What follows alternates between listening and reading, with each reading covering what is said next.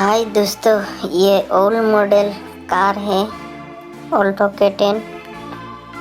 अभी उसका power steering आता है, उसका हम रिपेयरिंग करना है। तो उसमें बहुत साउंड आता है और जो एडजस्टमेंट नहीं है उसका स्टीयरिंग। अभी हम रिपेयरिंग कर रहे हैं, देखिए कैसा रिपेयरिंग करना पड़ता है।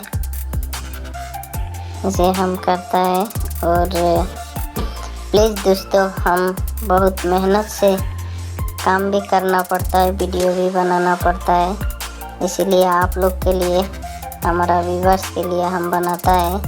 प्लीज़ दोस्तों सब्सक्राइब करना और लाइक करना, कमेंट करना, शेयर करना।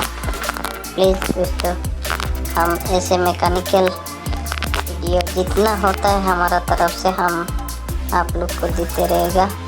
प्लीज़ लाइक करना और सब्सक्राइब करना प्लीज़ दोस्तों।